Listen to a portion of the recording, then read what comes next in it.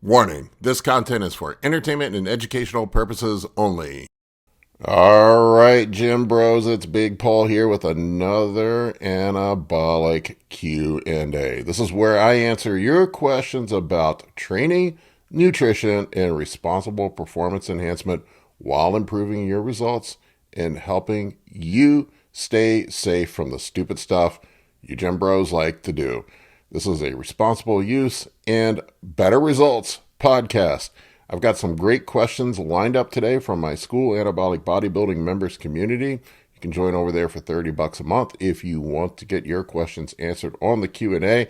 Link is in the video description below. Here are just a few of the questions I have on deck for today's episode. Why is it that you get water retention and carpal tunnel when you push GH doses higher, and how can you prevent that? Is it normal to get insomnia from your first real bulking cycle with test and EQ? How do you decide which division you should compete in, and does that change your approach to your off-season? If you ran a heavy blast in your off-season, should you take a health phase and cruise before contest prep, or just roll straight into it? I've got these questions and many others coming up in just 1 second.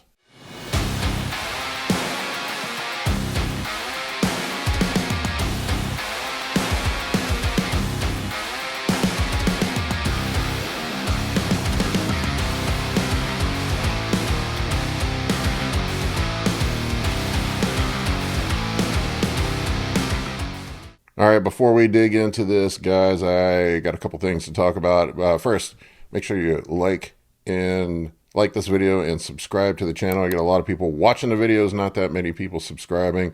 I also set up another channel for you ADHD motherfuckers that are like me, that can't stay focused on anything for more than 10 minutes, where I have all my videos, these questions, chopped up into 10 minutes or less. It's the Big Paul Clips channel. There's a link in the video description if you want to go subscribe to that.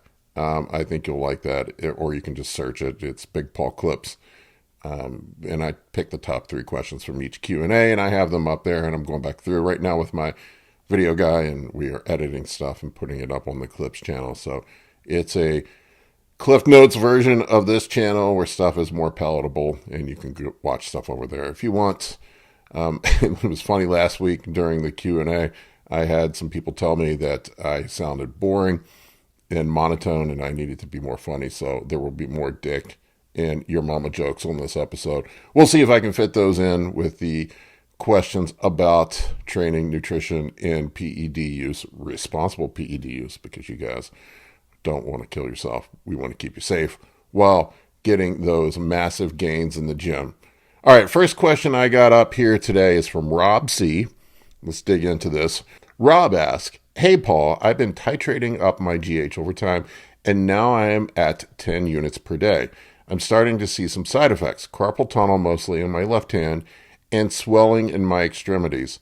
I've increased my potassium and magnesium, and I'm drinking 2 to 3 gallons of water per day, but it hasn't dissipated yet. Is this most likely from the GH? And when do you recommend lowering the dose or just riding it out?" Yeah, I mean, there's a multitude of things that could be going on here. It's likely just the GH. I know when I first started using GH in my bodybuilding performance enhancement journey, I couldn't go past 4 units without my hands going completely numb. Now, that numbness is caused by water retention. That water retention increases swelling in the wrist, particularly around the median nerve, which causes tingling in the hand. And from what I understand, too, that also puts pressure on that tendon sheath, where all the tendons and stuff that are part of your hand run through, and over time it can lead to wear and tear, and you end up with permanent scar tissue. Most often, the carpal tunnel that you get from the GH use is temporary, unless you're running high doses for a long time and you just ignore those symptoms and let damage build up all of the time. Inflammation can lead to tendinitis, and tendinitis can lead to tendinosis. So there can be all kinds of problems that happen long term. I'm not an exercise physiologist or an orthopedic surgeon, but that's, at a high level, that's what causes that. It all starts with water retention. Now, what causes the water retention with the GH? It can be driven by the increased IGF-1. IGF-1, when high, can cause water retention. There is an increase in stimulation of the renin-angiotensin-aldosterone system, causing more water retention. There could be a direct or indirect effects of water retention. There's other things that can be compounded with that too. If estrogen is high, too high, a lot of times we'll have additional water retention. There are other compounds that you may be using that are going to drive more water retention, such as DECA, Dbol, some of these other, what bros like to call wetter compounds, that are going to increase the effect of the water retention caused by the GH. There's a multitude of factors that we can consider. Diet, if your diet sucks, if you're eating a shitty diet, that can drive inflammation and water retention as well. So really, we're left with a few choices here. We can treat the causes of the water retention. I know a lot of bodybuilders, I'm not saying that you should do this, do use an renin-angiotensin blocker, something like telmisartan or potentially an ACE inhibitor like lisinopril, to block or lower angiotensin and aldosterone. That's a first line of defense that may be or maybe not helpful. I don't know with the GH-driven water retention if it's going to make much of a difference, but it will help with the renin-angiotensin-aldosterone system stimulation that comes from the PEDs that you use and potentially from the estrogen. There are other things you can do, such as making sure that your electrolytes are in balance, which sounds like you are already doing. I think most bros, just my general opinion, overdo the sodium. There's this notion that, more sodium is better.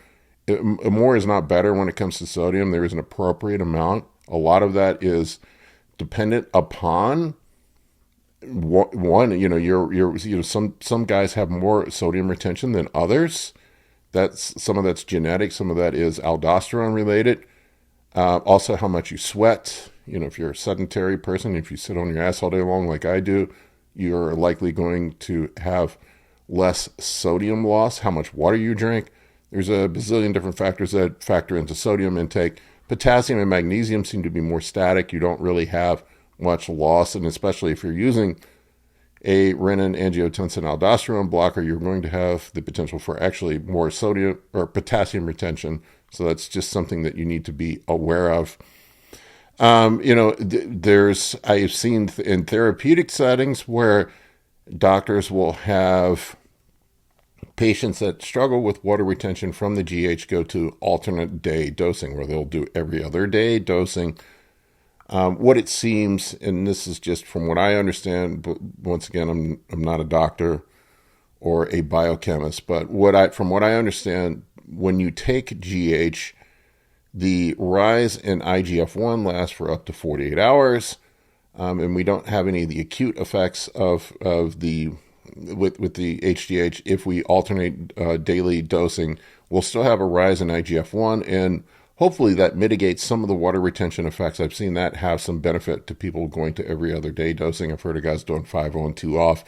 I've never heard of that in a therapeutic setting, but that is a gym bro solution. But I have seen in a medical setting, when doctors are prescribing this, if there is water retention, they'll go to every other day dosing. You can also lower the doses. You could come completely off and let that settle down. What I found is that over time that my body acclimated to it, if you find that the current dosing is too much and causing water retention, you don't want to cause long-term problems with carpal tunnel, so you might want to back off the dose. I've also heard of guys using hydrochlorothiazide, telmisartan with the hydrochlorothiazide in the off-season. I don't know that I'd want to get dependent upon a diuretic just so you can take GH. To me, that's kind of a nonsensical approach, but look, if you're mashing the gas pedal down, I guess it's better than the alternative. I'm not a fan of using more drugs to treat problems from other drugs. We're better off addressing the underlying factors of what's driving the water retention. My suspicion would be that most guys, and from what I've seen, is this nonsensical idea now that you need to run your estrogen through the roof, and that somehow is going to cause more IGF-1 conversion, which you will have more, a higher serum IGF-1 level, and that somehow leads to more muscle growth, which just doesn't seem to be true. You're also going to have a shit ton of water retention and a bunch of other side effects when you do that. I would take a look at your estradiol level, get a ultra-sensitive estradiol test done. I have an affiliate situation set up with Alta Labs. If you want to get blood work done, there's a link in the video description below. If you want to go get your ultra-sensitive estradiol check and see where you're at, that might be a situation where it's just your estrogen's through the roof, and it could be driving high IGF-1 conversion and water retention through multiple pathways. Just a thought process there. But multifactorial, a lot of possible problems. I will say this: guys on contest prep don't have water retention issues with GH. And what changes on contest prep? Diet is cleaned up, cardio is in place, and generally guys are running compounds that don't heavily convert to estradiol on contest prep. So those three things alone probably would help with the water retention. Managing your estrogen, making sure that your cardio is in place, making sure that your diet is cleaned up. I would say those are probably first steps for handling the water retention. All right, next question I got lined up here is from Dave F. Dave asks, "Hey, Paul, I'm about a week and a half into my first real bulking cycle, 500 milligrams of test, 400 milligrams of EQ. I'm noticing some increased insomnia, but otherwise feel good. Is some of the uptick in insomnia normal? And should I tweak my stack? I've noticed that you usually keep EQ lower relative to test, and I currently have it. I'm wondering if that might be contributing. Thanks, and good luck getting back fully into your training." Okay, so you're starting your cycle off. You're only a week into it from what I'm reading here. That's not soon enough for the EQ to really be causing you problems. EQ is a slow burn. EQ has a very long half-life. Depending on what you look at, I've heard anywhere from 12 to 15 days. So we're talking about probably 2 months before it fully peaks. But you'll start to notice the effects of it in a few weeks, 3-4 weeks, something like that. The reason why I keep EQ lower, when I run EQ, I found that I keep it at about half of what the level of testosterone is. The problem that you run into with EQ, it seems to be the most aggressive compound at lowering estradiol conversion. And if you run it much higher than half of your testosterone dose, usually estrogen ends up smashed. Long-term, smashed estrogen can certainly affect your sleep. When estrogen is crushed, you get hot flashes at night, you have a really hard time sleeping, insomnia can be an issue, but I would assume that it's too soon for that to be an issue. The EQ hasn't fully peaked yet. Now, what's probably happening is you came out of the gate strong. You came out with close to 1 gram of gear. I like to taper up. I don't like to come out of the gate with high doses initially. I just end up having a bunch of side effects if I come out of the gate high. I usually start off I literally just fired my own cycle back up. I'm starting off with 300 test and 150 primo. Is where I'm starting off at right now. Somewhere in that ballpark. It's only so accurate you can get with measuring this stuff. I haven't been on a cycle in close to a year, 10 months, something like that. So that's what I'm starting off with. Very low. I'll taper that up as I go. I would think that that's too aggressive coming right out of the gate. And likely what you're experiencing is an acute central nervous system stimulation from the androgens. And that's causing you to, and I've experienced this myself, when I ramp up the androgen load very quickly, my body is not ready for that. And I end up with this central nervous system stimulation where I'm all fucking amped up. You have this response. It could also be some sort of immune response. My guess would be that it's the androgens. The androgens are going to cause sympathetic central nervous system drive, and you probably just came out of the gate too hard with the doses. Next time around, I mean, you're already in now, but next time around, I would probably start off a little lower and then taper up as you go. I would also be concerned that long term that ratio of equipoise to testosterone is going to cause some serious issues with estradiol conversion, and you're going to end up with smash estrogen. You hear me talk about estrogen a lot. That is the hormone that is the most difficult to dial in for guys that are involved in TRT, hormone replacement, and performance enhancement. And it's the one that seems to cause the most issues either way. Either if you have it smashed, you feel like shit, you have problems. If you let it get too high, you feel like shit and you have a lot of problems. There is definitely a sweet spot where you want to keep estrogen dialed in. It's one of the reasons why I prefer primobolan.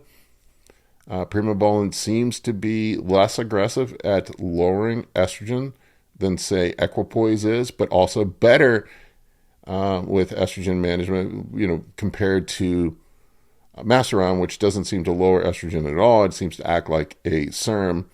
Primobolan tends to be a bit more anabolic than Masteron, less anabolic than Equipoise. I understand that in the current environment that primobolan might be harder to source. It might be a budgetary limitation, but I find that primobolan is a nicer balance of the positive effects that we're looking for, along with mitigating side effects. I know on paper that Equipoise is more anabolic than primobolan, but given that you can't run the doses as high without smashing your estrogen, I can run my primobolan at 30 to 40% more, or sometimes even more than that, than what I could run the Equipoise. I would assume that given that ratio and the increased doses that I can get away with primobolan versus Equipoise, that would cancel out any additional gains that I might get from running Equipoise. That's why I have a preference for primobolan. Primobolan also doesn't seem to be as aggressive at raising hemoglobin, hematocrit, and red blood cell count as Equipoise. I would put Equipoise in my B tier as far as safety goes.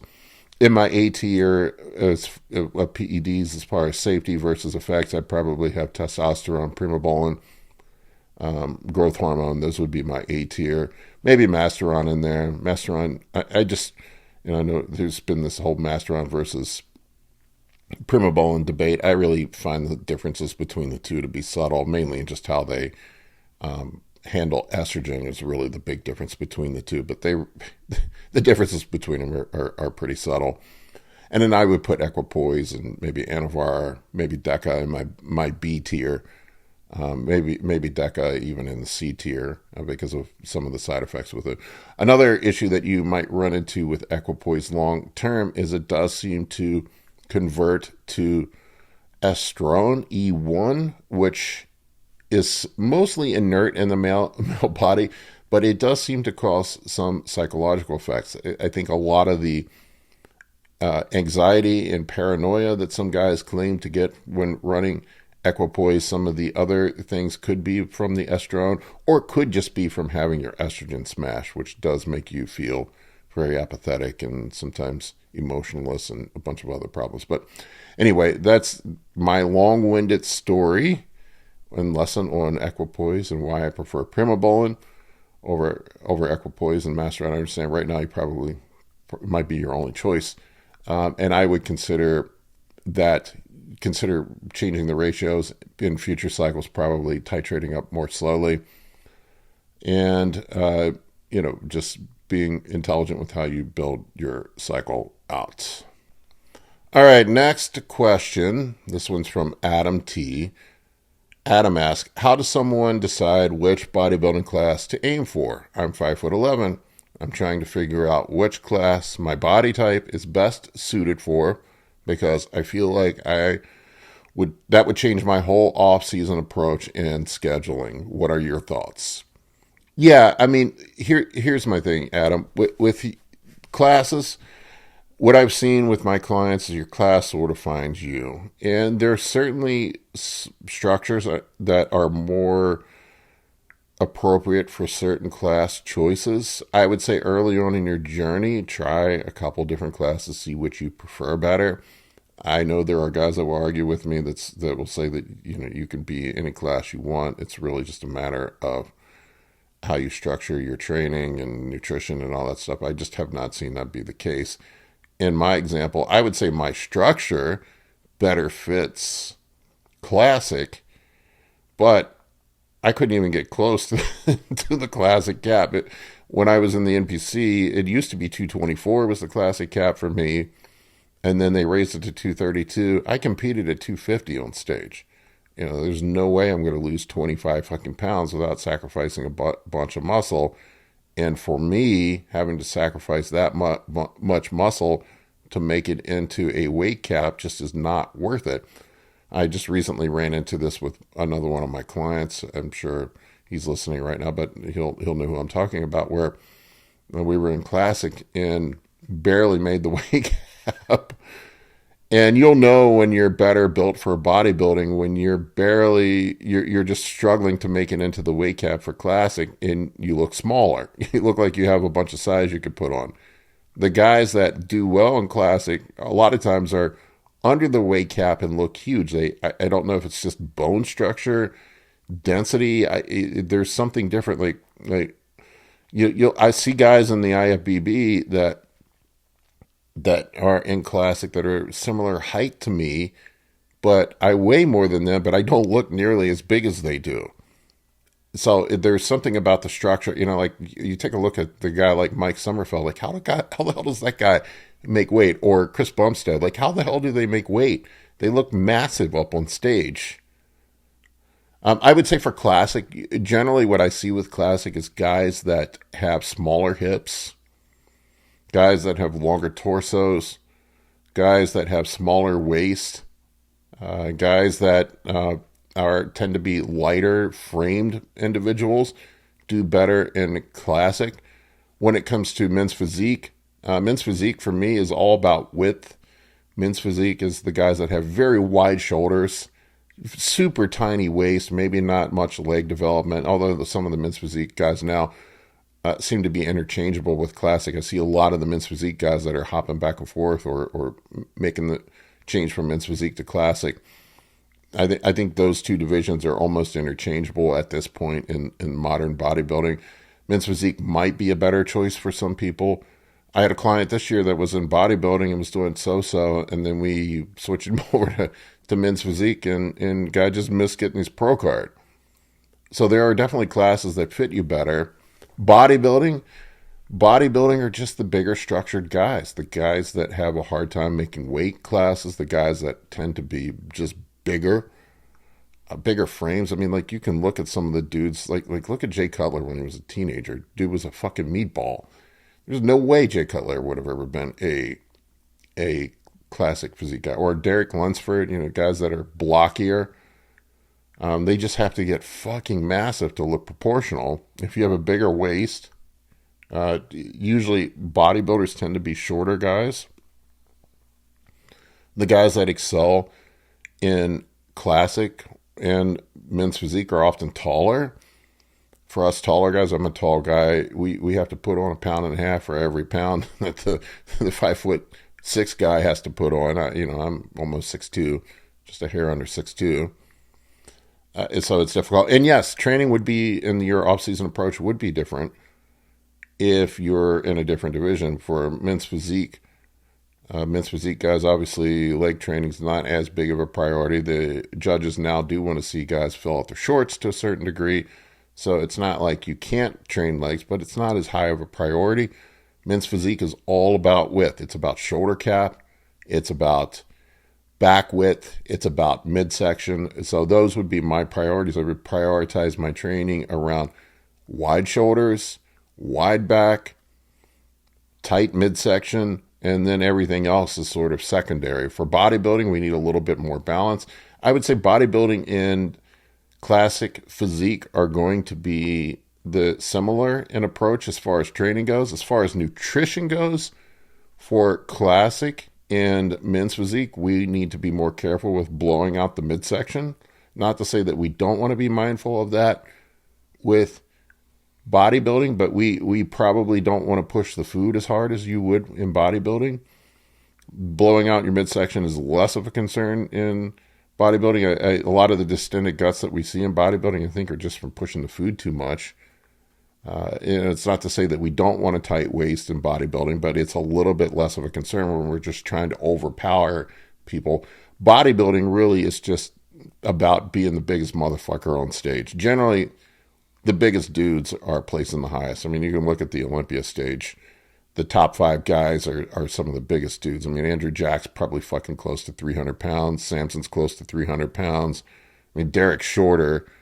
But there's a lot on that frame. I mean, there's just a lot of muscle on that frame. It's a combination of shape and size. But the guys at the top are the biggest dudes usually. Usually pound per inch are the biggest dudes. In classic, that's a bit more limited because you're limited by a weight cap. But most of your professionals are up against the weight cap. Although I think, from what I recall, I think Terrence was pretty far under the weight cap. I think Wesley Vissers, was 5-10 pounds under the weight cap, something like that. I don't recall exactly. So you don't necessarily need to be up against the weight cap. Men's physique, they're now they're trying to encourage guys to be a little bit smaller than they were. Some of the men's physique guys were getting ridiculous a few years back, but now they're changed the criteria for men's physique. So ultimately, look, do the class that you love and want to be a part of. I do feel like your class does sort of find you. For me, now that I'm have my pro card, classic has a 242 weight cap. That probably would be the one that makes the most sense for me, since I wouldn't have to press very hard. I could probably run minimal amounts of PEDs and maintain that weight. I mean, I wouldn't have to press that hard, but in my heart, I'm a fucking bodybuilder. I love bodybuilding. I like doing all the poses. I like competing in bodybuilding. So I don't know. We'll see if I ever step on stage again. That's another question entirely. But ultimately, your heart has to be in it. I think about like a guy like Urs this past year who had to limit himself because he was so far over the cap. To me, that just takes all the fun out of bodybuilding. The most fun part of being in the sport is progression, getting him better, improving, growing, taking your training to the limit, advancing your training. And if you're 20 pounds over the cap and you have to restrict yourself and diet all your muscle off, that just doesn't fucking sound fun to me. That takes all the fun out of it. So to me, the most fun part of the sport is progressing and improving. And if you take that away from it, I just wouldn't want to do it. So, moral of the story, your structure does play a role in what class you should be in, but ultimately do what you love. All right, next one up is from William P. We got another, this is the PED episode. William asks, "Hi, Paul. I've been in a bulking phase since August, so we're about 12 weeks into this bulking phase, it looks like. My cycle is 750 milligrams of test, 600 milligrams of Primo, 200 milligrams of Deca, and 6 units of GH. I'll hit 16 weeks towards the end of the month. I'm prepping for my first show in April of 2026. Should I cruise at 200 to 400 milligrams of test for 4 to 6 weeks before starting my prep? Or can I continue my current cycle right into prep, assuming it makes the most sense to stop and start a cruise at the end of November, get blood work done? Last blood work was 2 months ago, and then I began prep. What would you recommend? I feel great, by the way." Well, the sensible approach would be to take a cruise, let your health get back down to baseline. I don't know that 4 weeks is really a long enough cruise to really have any benefit. I think it needs to be longer for you to really get much benefit from it as far as letting your health get back to baseline. Probably more like 8 to 12 weeks would make more sense. But what I will tell you, there have been people, and I'm not recommending that you do this, that have been known to do the long off season straight into prep. I would go, so my recommendation, I'm not a doctor, but if it were me, what I would do is I would go get a full health assessment. Any imaging that you're overdue for, any blood work that you need to do, go get your blood work done. make an assessment of where you're at, discuss it with your coach. If you want to get blood work done, I have a link to Alta Labs in my video description below. You can grab whatever blood panels you need. I would make sure that your blood work is in order and then make an assessment on what you would do. At a bare minimum, maybe lower doses. You don't have to go into a full-blown cruise. You could do a bodybuilding cruise just so you're fresh for prep. Gas pedal's going to be mashed down on prep. If you're redline going into prep, I've generally found that the results aren't great on prep. It really depends on where your blood work is at, where your health is at. If you go into prep redlined already and you're going to be mashing the gas pedal down even more towards the end of prep, you're just going to make things worse and compound problems and probably get on stage and look like shit. So the sensible answer would be to take a 8 to 12 week cruise before going into prep. The bodybuilder, I don't give a fuck approach is a little bit different. I would make an assessment based off of blood work, discuss it with your coach, discuss it with your medical professional, make an informed decision. If you're healthy, I had a situation a couple years ago where I had a very short off season, and I went straight into contest prep. After my off season, there just wasn't enough time to cruise. Now, I wasn't pressing doses very high. I think I was running something like 500 tests and 300 or whatever my anabolic was. And then I went into my off season. But that is also an alternative where you could just pull down to what can be considered a bodybuilding cruise, like something like I'm doing right now, 300 tests, 150 primo, just enough to keep your hormones in line, not lose any tissue, wash off some fatigue and stress. Give your body a break, and then slide into your prep. But ultimately, let your health, your blood work, dictate what your approach is. Discuss it with your coach, discuss it with your medical professional, and then make an assessment then that makes sense for you. All right, next question here is from West Side Aaron. West Side asks, my cruise dose is 100 milligrams of test going into a hypertrophy phase. I plan on increasing to 200 milligrams of testosterone and 100 milligrams of nandrolone the first 3 weeks, then 400 milligrams of test and 200 milligrams of nandrolone as my cap, unless more is needed. Should I titrate my food and my training volume to peak along with the esters of the drugs at around 9 weeks total? And once I end the hypertrophy phase, should I continue to push food and volume up for another 3 to 5 weeks? I look at it this way, man. When I'm progressing, there's a few knobs I can turn when it comes to progression. I can, training intensity, training volume is just the stimulus for growth. And as we up PEDs, we up our capacity to be able to push training a little bit harder.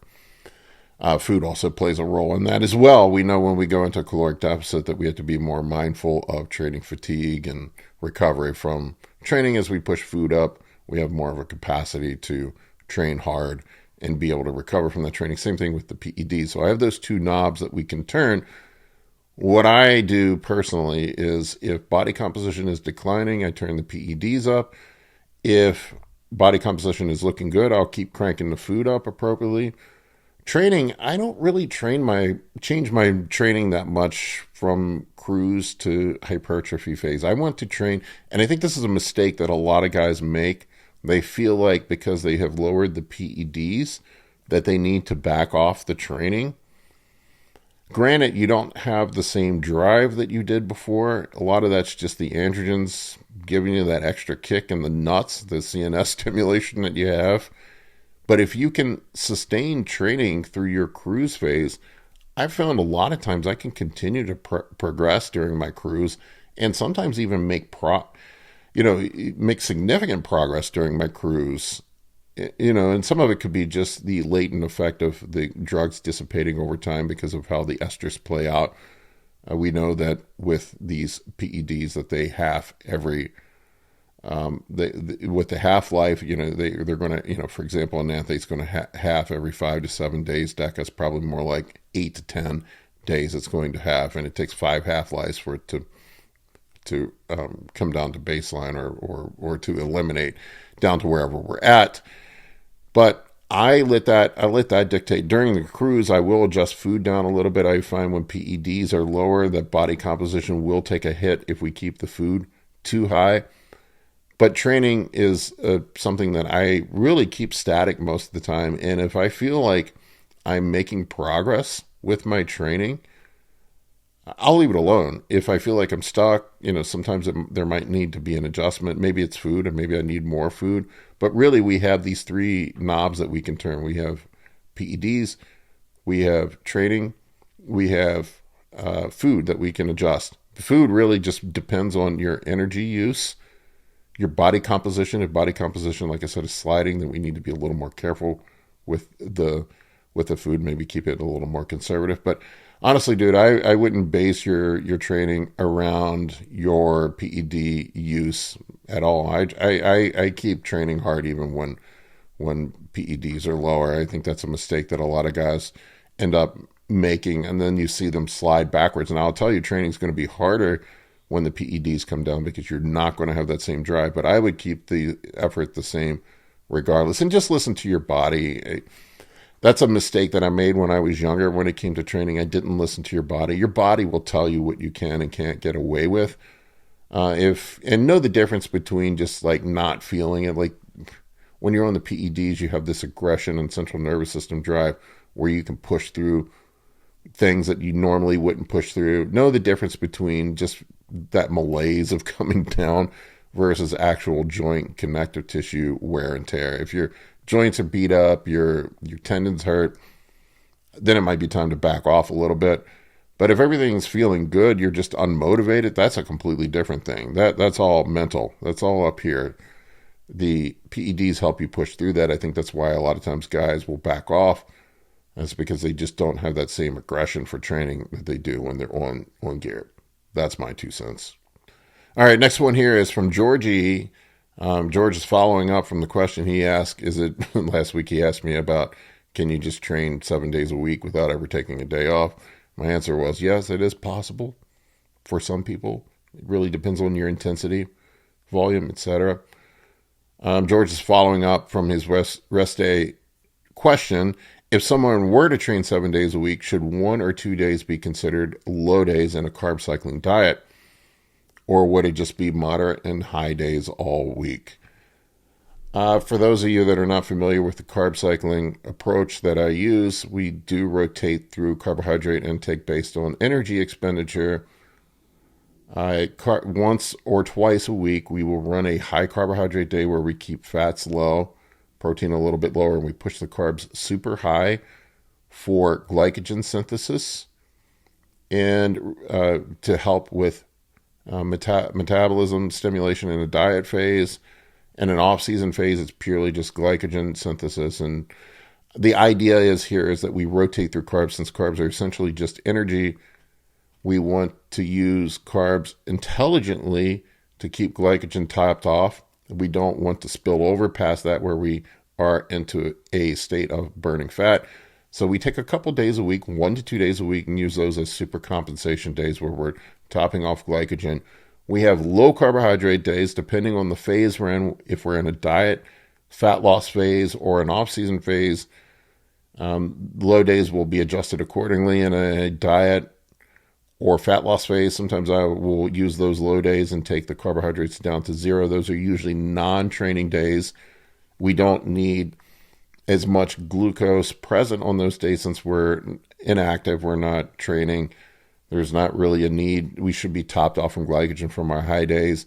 We can leverage those days in a contest prep or fat loss phase and pull the carbohydrates down really low and enhance fat burning on those days. And the idea with the medium days, it depends on what phase we're in. If we're in a fat loss phase, those medium days are generally in a slight deficit. We want enough carbohydrates in around the workout window to fuel a good workout to keep gym performance high while having them low enough to create a deficit to burn some fat. The high days obviously are going to be in a caloric surplus no matter what. But No, the answer is no. If you're unless you're in a fat loss phase, I would just run the medium and high days throughout the week and rotate through those. The diet itself is sort of self-regulating when we're in an off-season phase. I will keep the carbohydrates around 150 grams a day. For a man, we know that that's roughly the baseline of what glucose intake we need in place for basic central nervous system function, so you can think clearly, you can be a fully functioning person, unless you just want to go straight keto, which you could do. You could shift to just, and sometimes I will do that on contest prep. What I found is that 150 seems to be the baseline of carbs, and if you dip much below 150, you're better off just not eating any carbs at all. When you get down to like 75 grams or 100 grams, you just feel like dog shit. It's enough where you're not really getting into ketosis, and you're kind of in this weird nether region where you just feel like dog shit. So you're better off just going to zero. But I would say if you're in a off-season mass gaining phase, that 150 grams of carbohydrates on a low day would be sufficient. And then we need to put enough in extra on the training days where we are compensating for the energy expenditure during training, another 75 grams of carbs or whatever it works out to be.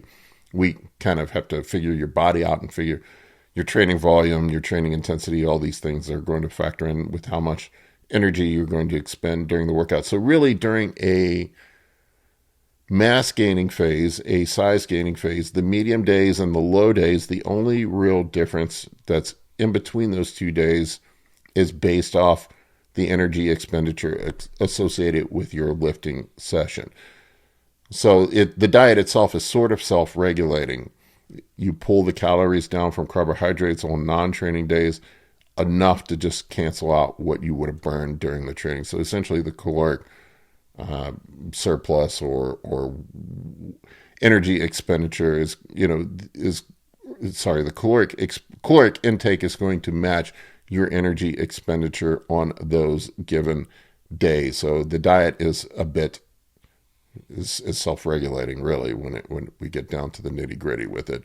The diet regulates itself based on your day. So I build it in that way. So off days would be low days, regular training days would be medium days, and then 1 to 2 days a week we use those as high days for glycogen synthesis and metabolism kick in the pants, and we push a surplus on those days. Hopefully that makes sense. All right, the class clown Joshua P. asks, "Hey Paul, I've decided to become a Yokozuna. Is a diet of McDoubles in Cheesecake Factory the ultimate dreamer bulk, with Tren as the primary anabolic, of course?" The answer, Josh, is yes. It's always just Tren and McDoubles. That's the way to get your dream physique and high blood pressure and a coronary artery blockage. All right, last question on this Q&A is from Stephen K. Stephen asks, "Poly Walnuts, if estradiol is crashed from EQ or Primo, can you add NPP as a third compound instead of using Dbol, as you suggested before, to bring E2 back up?" Stephen, it does seem that NPP, nandrolone, does increase estrogen conversion. It does seem to have some effect on aromatase. I'm not a biochemist. I'm not 100% sure, but there does seem to be an enhanced estradiol conversion when NPP or nandrolone is in the stack. We'll see it. I've seen it over and over and over and over again. Estrogen levels are going to be higher when you're running nandrolone alongside of testosterone, and probably because of the progestinic effect of the nandrolone and other downstream effects hormonally. Nandrolone seems to cause more estrogen-related issues. Now, is that the solution for crashed estrogen? I don't think that's the ideal one. You could certainly put it in place and see what happens, get things retested. The quick fix, as I mentioned before, is just running a little bit of Dbol. If you get yourself really smashed, HCG should be another option. Generally, what I would do is just change the ratio long-term, change the ratio of primobolan or Equipoise, whatever your secondary compound is, to your testosterone. You can lower those or up your testosterone or do both. And long term, that should fix it. The issue with EQ that guys run into with EQ is that it has such a long half-life. And once estrogen is smashed with EQ, you tend to be stuck for a while. As I mentioned in the earlier question on this Q&A, EQ seems to be more aggressive at lowering estradiol than primobolan does. Primobolan is a nice middle ground. Primobolan is my preferred anabolic. I tend to run it because it seems to be gentler on estrogen. But for those of us that are high estradiol converters, it is aggressive enough that it will pull that estrogen back down into range. Typically, I find when I run it, it's something like 60% of my testosterone dose. It pulls me nicely at the top end of the reference range. Equipoise, on the other hand, at 50% of my testosterone dose, even then, it will bring my estrogen down pretty low. It is definitely more aggressive at lowering estrogen than primobolan is. So that's just something that you have to keep in mind when you're running it. I know all the old school bodybuilders, I remember back in the early 2000s, the cycle that everybody loved to fucking run. And it sort of makes sense now because we didn't understand the effects of all this stuff like we do now, was testosterone, equipoise, and deca. And what I used to see guys would do, they would run something like a gram of test, 600 EQ and 300 deca. That was the old school way of going. And then, maybe some Dbol or anadrol sprinkled in here and there. That was the old school bodybuilding get huge cycle. I will say that deca, nandrolone was my favorite one for adding size, but it is sort of the spin the wheel with side effects as you get older. I can't really use it anymore. It just causes too much problems. The juice isn't worth the squeeze anymore. Same thing with the orals. Maybe sprinkle them in here and there, but as I've gotten older, orals just don't agree with me. Well, ideally, in an ideal world, if you're having issues with crushed estrogen, you really just want to get that ratio of estradiol to your secondary compound dialed in, is where your estrogen is going to be in range. I would say the safer approach would be to start off lower with your secondary anabolic, the ratio lower. You can always increase it if estrogen is too high, but start off lower and then use that there. If you start off too high, as the guy in the previous question, it seems like he has his EQ too high compared to his testosterone, it's hard to backtrack from. And I've made that mistake before. And then you get stuck with a period of 6-8 weeks where you're fucked and you feel like shit because your estrogen's crashed. You got to be, I would say it's easier to go up than it is to go down when you are talking about correcting